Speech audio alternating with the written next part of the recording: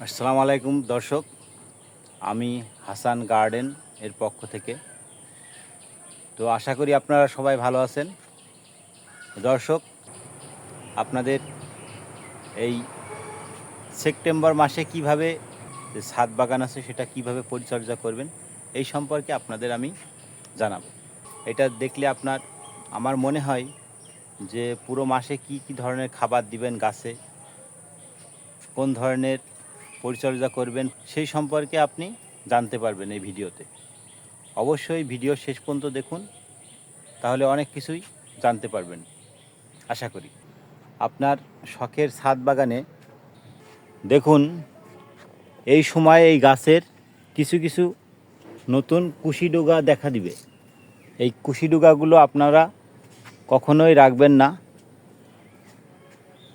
আর কুশি ডগা রাখলে যে সার প্রয়োগ করবেন সেগুলো খেয়ে নেবে, যার কারণে আপনি এই কুশি ডগাগুলো এইভাবে কেটে দিবেন।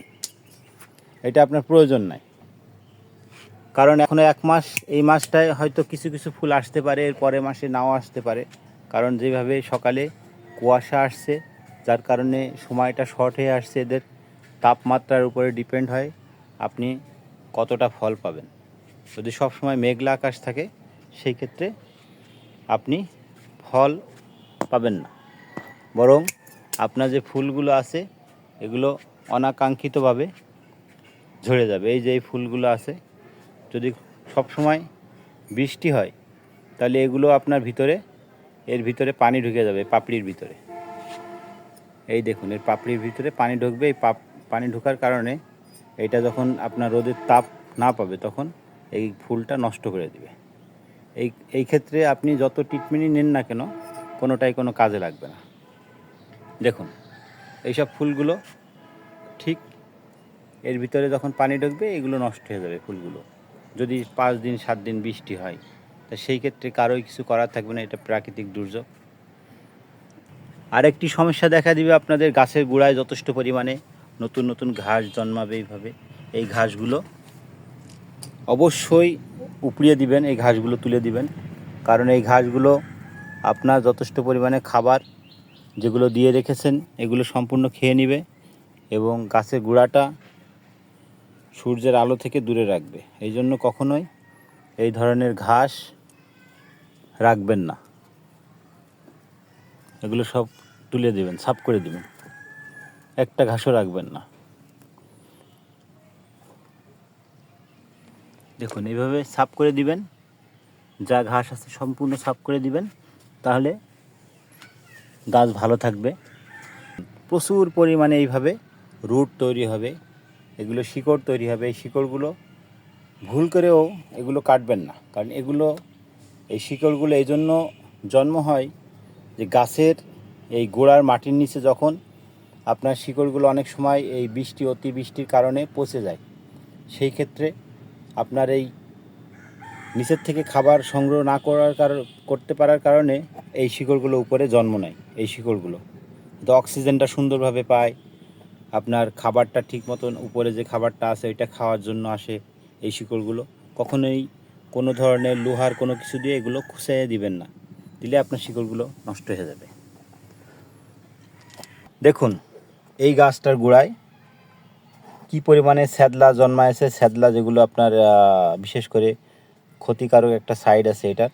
যদি আপনার অনেক দিন থাকে এই ছ্যাদলাগুলো, তাহলে আপনার গাছে পচন লাগতে পারে। এই যে এই ধরনের এটা পচন ছিল, কিন্তু আমি এটা রিডোমিল গোল্ড স্প্রে করছি 2 দিন পর 3 বার স্প্রে করার কারণে এটা রোগটা আর নাই, ঠিক হয়ে গেছে। দেখুন, এটা একদম পরিপূর্ণ সুস্থ হয়ে গেছে। তো আপনার যদি কোনো গাছে এই ধরনের ছত্রাক লাগে তাহলে অবশ্যই আপনি স্প্রে করবেন।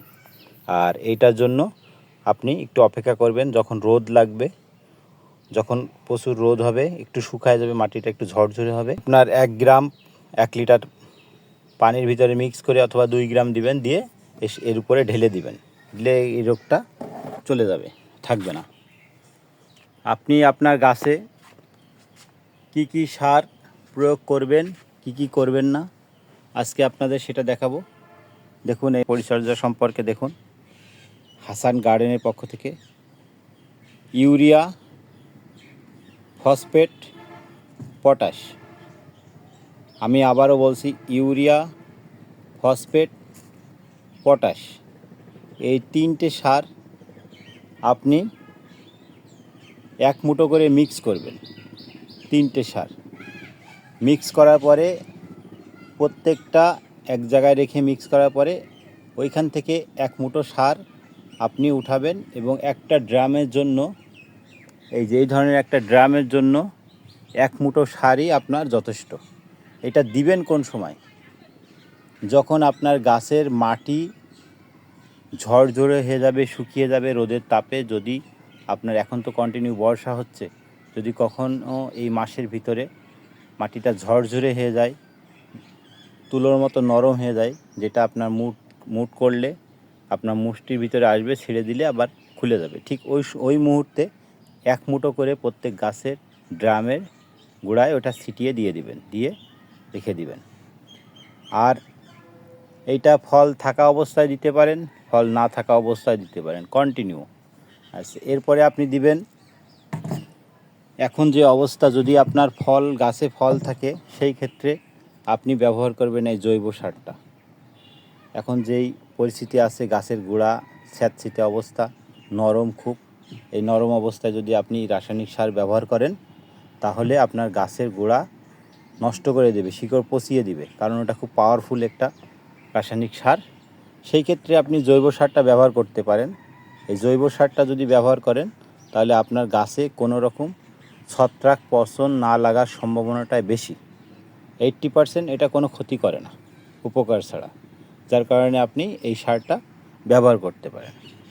এটা আপনি 2 রকম সার আছে ব্যবহার করতে পারেন। একটা আপনার যে কোনো কোম্পানির এই জৈব সারটা, আর একটা আপনি নিজের বাড়িতে যদি গোবর থেকে থাকে সেই গোবরটা ব্যবহার করতে পারেন, শুকিয়ে এইরকম ঝরঝরে যাবে সেই গোবরটা। 1/2 কেজি পরিমাণ সার আছে। তো স্টিলের গাবলা নিয়েছি আমি, এই দেখুন, এই গাবলাতে আমি একটা গাছের গোড়ায় দিয়ে দেখাই আপনাদের, যেমন এই গাছটা আছে। তো এটা আমি 1/2 কেজিতে আমি 1 পোয়া দেবো। 1 পোয়া পরিমাণে অর্ধেক পরিমাণে এই সারটা আমি দেবো। দেখুন, এইভাবে ছিটিয়ে দেবেন।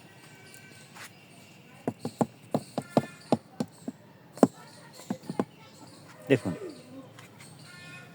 এইভাবে দিয়ে গাছের গোড়াটায় সুন্দর করে এইভাবে ছিটিয়ে দিবেন, যাতে প্রত্যেকটা জায়গায় এই সারগুলো থাকে। এবং কখনোই যেন ভুল করে গাছের গোড়ায় খুঁচিয়ে দিবেন না। খুঁচিয়ে দিলে বর্ষার সময় আপনার একটা রুট কেটে যাবে, একটা গাছের শিকড় কেটে যাবে, তখন গাছটা ক্ষতিগ্রস্ত হবে। এই ধরনের ঘাস থাকলে পরিষ্কার করে দিন। তো এইভাবে আপনি আপনার গাছের প্রত্যেকটা জায়গায় ছিটিয়ে দিবেন, যাতে সুন্দরভাবে খেতে পারে খাবারগুলো। কন্টিনিউ বৃষ্টি না হয় তাহলে আপনারা আবার নতুন কিছু ফুল দেখতে পাবেন গাছে। তো প্রথম যেভাবে হয়েছিল ওইভাবে হয়তো ফুল আসবে না, তবে ওর থেকে কিছু কম আসবে। তো একেবারেই যে জিরো হবে সেটা কিন্তু না, জিরো হলে আপনার গাছের কোনো সমস্যা আছে। আরেকটা জিনিস খেয়াল রাখবেন দর্শক, সেটা হচ্ছে যদি কোনো গাছের এই ডুগাগুলো দেখেন যে একদম নরম হয়ে গেছে, মলিন হয়ে গেছে, এই ডুগাগুলো যদি কোনো গাছের দেখেন যে ডুগাগুলো মলিন হয়ে গেছে, এই যে এই ধরনের যে ডুগাগুলো আছে এগুলো, তো সেই ক্ষেত্রে ভাববেন যে আপনার গাছের গোড়ায় শিকড়ে কোনো সমস্যা দেখা দিয়েছে। আর শিকড়ে যদি ওই ধরনের সমস্যা দেখা দেয়, সেই ক্ষেত্রে আপনি কি করবেন? যে কোনো বাজারে যে কোনো ছত্রাকনাশক আপনি নেবেন। এই ছত্রাকনাশক সিনজেন্টা কোম্পানির অনেকগুলো আছে এই গ্রুপের, এই ছত্রাকনাশক গ্রুপের। তো সেই ক্ষেত্রে আপনি সিনজেন্টা কোম্পানি আছে, অন্য অন্য কোম্পানি আছে, তো আপনি ওই ধরনের ছত্রাকনাশক ব্যবহার করতে পারেন এবং সেটা দ্রুত কাজ করবে। আপনাদের সেবার জন্য আমি সবসময় নিয়োজিত। আপনারা আমার চ্যানেলটিকে অবশ্যই সাবস্ক্রাইব করবেন, চ্যানেলটিকে খেয়াল রাখবেন।